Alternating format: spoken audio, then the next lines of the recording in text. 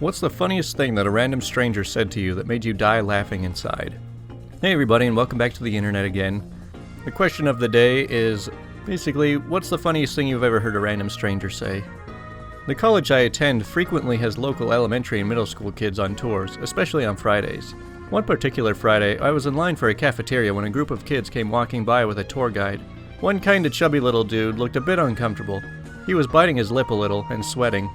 This part of the tour is usually when they have a bathroom break, and clearly Buddy needed to go.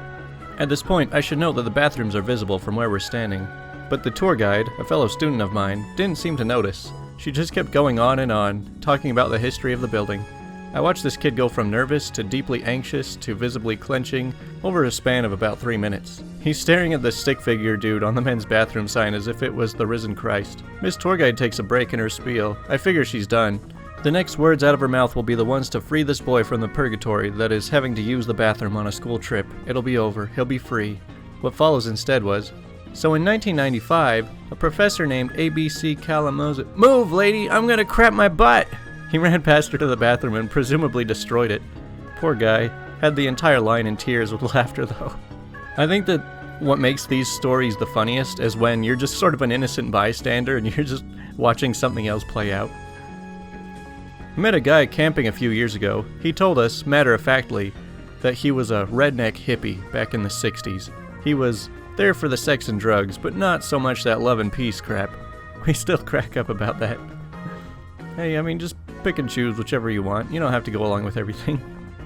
Okay, the laughter was not entirely inside, but years ago on the subway in New York, a crazy dude walks on the train and screams at everyone, "You're all going to hell!" and then steps off as the doors closed. Total silence as the weirdness of the moment settles in. Then, without missing a beat, the guy across from me goes, "Crap, I thought this train was going to Harlem."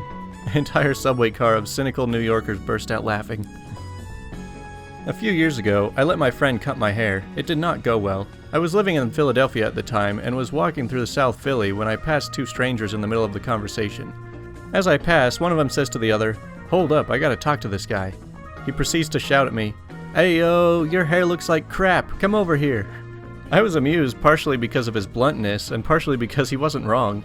I was curious, so I walked over to him. He says, "Look, a buddy of mine owns a barber shop 2 blocks away. Here's his business card. I'll write my name on there. If you mention that I sent you, he'll give you a good deal." Bruh, but seriously, take care of that crap.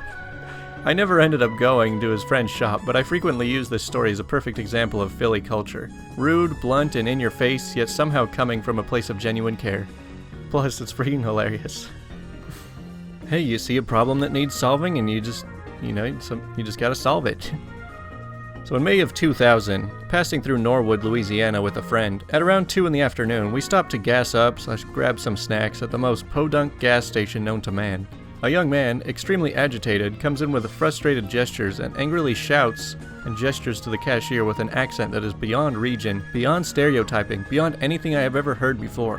"Where the gosh dang Wally melons at?" at the top of his lungs, approaching hysteria and tears. Man, somebody was having a rough day. I worked at a smoke shop that sold electronic cigarettes years ago. A customer came in complaining that the new flavor made her pee smell funny. I couldn't keep a straight face when I said I wasn't sure if that was related. Then she says, "Oh, well, it could be an STD or something, I guess. Thanks," and walked out. Man, I love people like this. The more nonchalant, the better. So I used to be a smoker. One time a scruffy-looking man asked me for a light. I told him I only had matches. It was very windy. He said, "That's okay, there's a trick to it. You light the match and then suck down really hard. You get a mouthful of sulfur that way, but you gotta have a trick when you're going 30 miles an hour on top of a tank." Man, he must really be an expert at this kind of thing. Not so much said to me as overheard, but walking down the street with my fiancé after dinner, a man and woman pass us. Very clearly I heard the man say, "And that's the second time I got crabs. I just keep a special little comb at the house now, just in case." I'm not sure of any particulars and have thought about that interaction often. So many questions. I know they heard me laugh, though. I mean, who needs context anyway? So I'm at the bathroom at work, washing my hands, and one of the professors that I don't think I've ever actually spoken to comes in and starts washing her lanyard in the sink. I try to make small talk with work people, even though I suck at it, so I try to strike up a conversation that goes down as follows. "Morning." Ugh, I spilled coffee on my lanyard and now it's all sticky. I say, blah, that's the worst. At this point, she turns off the faucet and looks at me, completely deadpan, with eyes that said she wanted to feed me my own innards, and said, I think genocide is worse.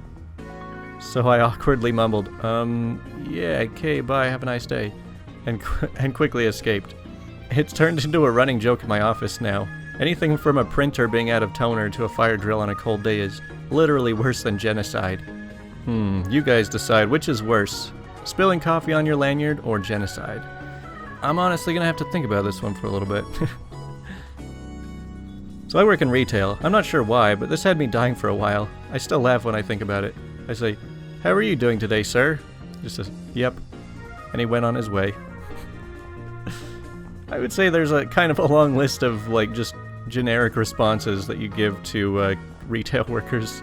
Oftentimes when I'm like leaving a restaurant and the workers there are like, hey, thanks for coming in, I just say, you too. Something I overheard as two kids walked past our caravan park site. A rumbling boom of distant thunder. Kid 1 says, I like thunder. It sounds like a 200-year-old dog who's retired and helps old people who are blind to get around. Silence. You know? Kid 2 says, but why is it retired? Kid 1 says, because it's old. Kid 2 says, but it's still helping blind people. Okay.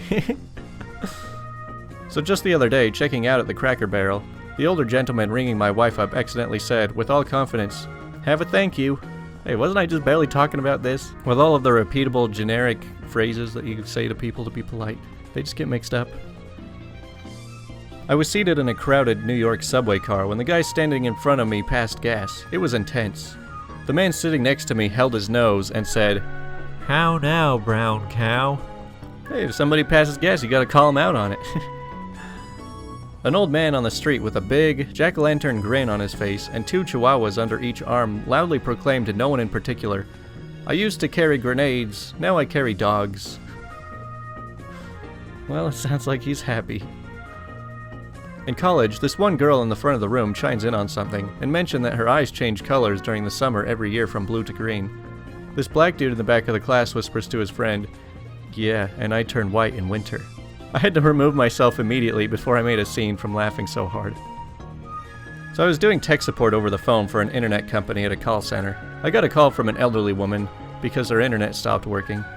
After checking remotely that the modem was working and that there was no issues on her area, I was scheduling a visit from one of our technicians when she suddenly says, oh, I know what happened. The cat was playing around on the router yesterday? Right, you think it took a cable or something? No, he's probably took away the Wi-Fi. You mean like he moved the router?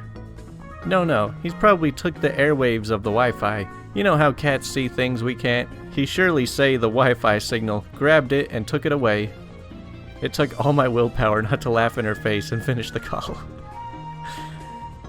I need to keep an eye on my cat, make sure she doesn't steal my Wi-Fi.